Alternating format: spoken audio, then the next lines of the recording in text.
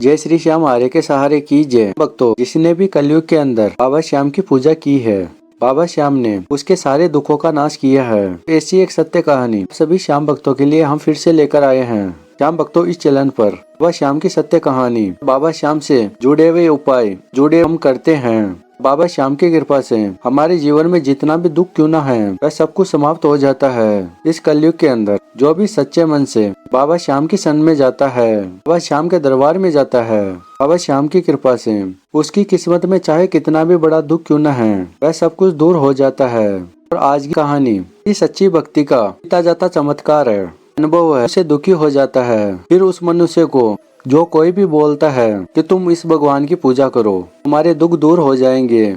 और जब मनुष्य उस भगवान की पूजा करता है, तब उस भगवान की कृपा हमको मिलना शुरू हो जाती है। और हमारे जीवन में कितने भी बिगड़े हुए कार्य थे, वह बाबा श्याम की कृपा से सब कुछ बनने लग जाते हैं। बाबा श्याम तो श्री कृष्ण जी के कलयुगी अवतार है। और हमारे श्री कृष्ण जी से बाबा श्याम को यह वरदान मिला है, जो भी तेरी हार के आएगा, तुम उसका सहारा बनोगे। और उस मनुष्य के जीवन में या उस मनुष्य की किस्मत में कितना भी बड़ा दुख क्यों न है, वह सब कुछ दुख दूर हो जाता है। ये बाबा श्याम की मिला है। इसलिए ही बाबा श्याम इस कलयुग के अंदर सभी भक्तों के दुख दूर करते हैं। भी सच्चे मन से बाबा श्याम के दरबार पे जाता है, बाबा श्याम को पूरे भाव से याद करता है, बाबा श्याम उसका सहारा अवश्य बनता है। और जो भी उसकी मनोकामना है, वह अवश्य पूरी करता है। तो आज की ये कहानी एक ऐसे ही सच्चे भगत की है।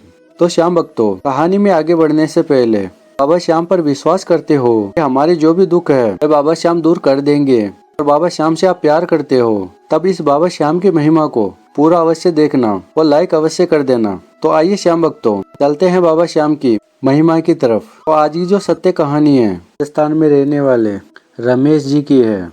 रमेश का व्यापार कपड़े का दुकान कर रखी है। रमेश के घर में रमेश के माता पिता और रमेश की पत्नी और एक रमेश की गुड़िया है। जो छोटी सी दुकान से रमेश का घर अच्छे से चल पा रहा था, पैसों की दिक्कत थी नहीं, पैसों की कोई दिक्कत नहीं। एक पल ऐसा आया, वह दुकान चलना धीरे धीरे करके बंद हो गई। रमेश को कुछ भी समझ में नहीं आ रहा था कि आखिर में क्या करूं, कि वह दुकान इसलिए बंद हो गई। रमेश के पास में एक बड़ी दुकान बन गई, तो उसके अंदर जो भी जरूरत पानी से लेके कपड़े सब कुछ उस दुकान पे मिलने लग गया था। रमेश की दुकान धीरे धीरे कम हो गई थी। पहले जो गिराहक 10-15 गिराहक आते थे दिन भर में, तब वह गिराहक 1-2 करके आने लग गए। अब रमेश के कुछ भी समझ में नहीं आ रहा था। जो भी गिराहक थे वह नई दुकान की तरफ जाने लग गए। अब रमेश की घर की आर्थिक स्थिति धीरे बहुत कम होना शुरू हो गई। घर का खर्च, रमेश की लड़की की पढ़ाई की फीस, रमेश काफी टेंशन में रहने लग गया। रमेश को कुछ भी समझ में नहीं आ रहा था कि आखिर में क्या करूं, क्योंकि दुकान तो बिल्कुल बंद हो गई थी।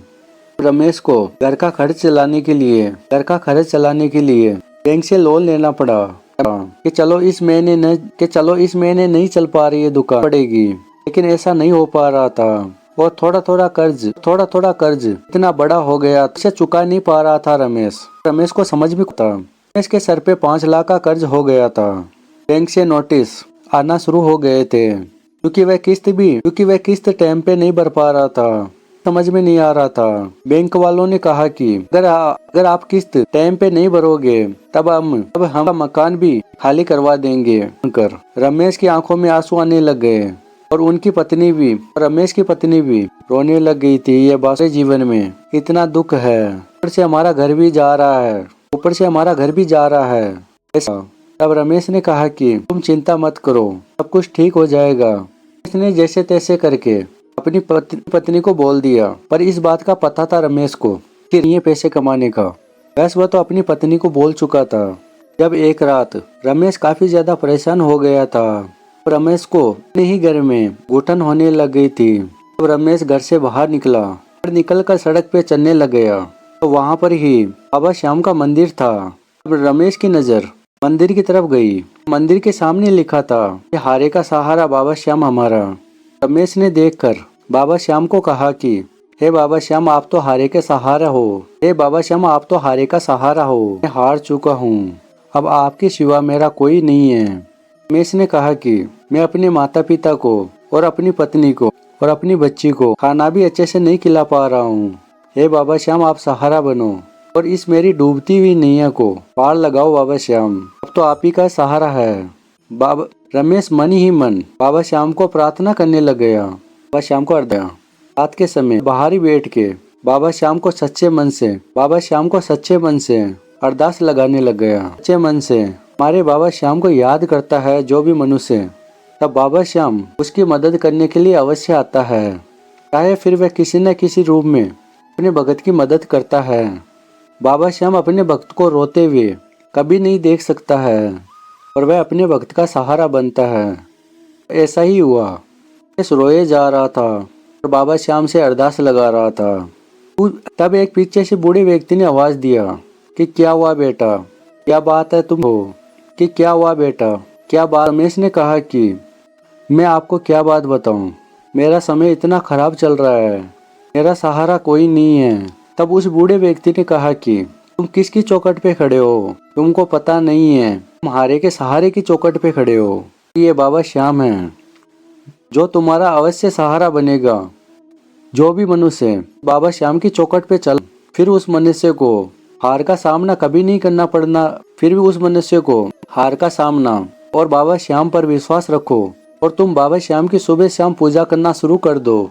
ऐसा उस बूढ़े व्यक्ति ने कहा और बाबा श्याम का नाम जप करो, जय श्री श्याम, जय श्री श्याम। रमेश ने यह बात सुनकर बाबा श्याम के मंदिर की तरफ देखा।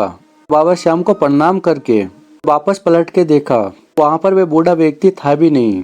रमेश ने काफी ढूंढा उस व्यक्ति को, लेकिन वह व्यक्ति मिला ही नहीं। अच्छा कि इतनी रात को कौन व्यक्ति आ सकता है, वह है ये तो बाबा श्याम ही थे जो मेरे को बोल के गए हैं कि बेटा चिंता मत करो, मैं हूँ, और मेरे को रास्ता दिखा के गए हैं। अब मेरे को चिंता की आवश्यकता नहीं है क्योंकि बाबा साक्षात मेरा सहारा बने हैं।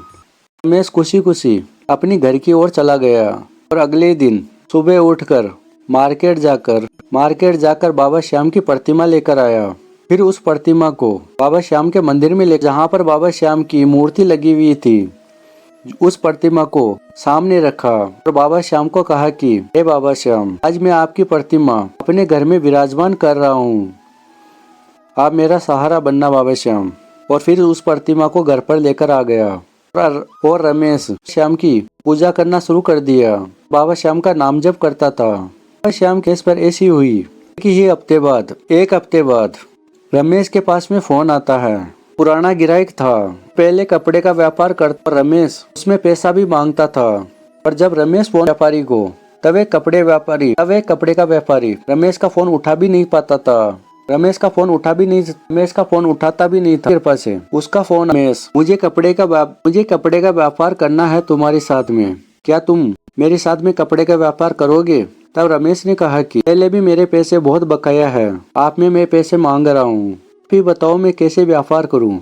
तब उस व्यक्ति ने कहा कि जितने भी तुम्हारे पैसे हैं मैं तेरे अकाउंट में डाल रहा हूँ, मैं तुम्हारे अकाउंट में भेज रहा हूँ। उस व्यक्ति ने सारे पैसे रमेश के खाते। ये बात सुनकर, ये सब कुछ देखकर रमेश ने उसको हाँ कर दिया कपड़े के व्यापार के लिए। अब रमेश के कुछ भी समझ में नहीं, ये क्या चमत्कार है। जो फोन भी नहीं उठाता था, आज वे व्यक्ति पैसा भी दिया है और कपड़े का व्यापार भी कर रहा है। चमत्कार है बाबा श्याम। अब रमेश सुबह शाम बाबा श्याम को इतना धन्यवाद करता था कि हे बाबा श्याम, आपकी कृपा से एक महीने में ही रमेश का कर्ज पूरी तरह से समाप्त हो गया और दुकान पहले से भी अच्छे चलने लग गई।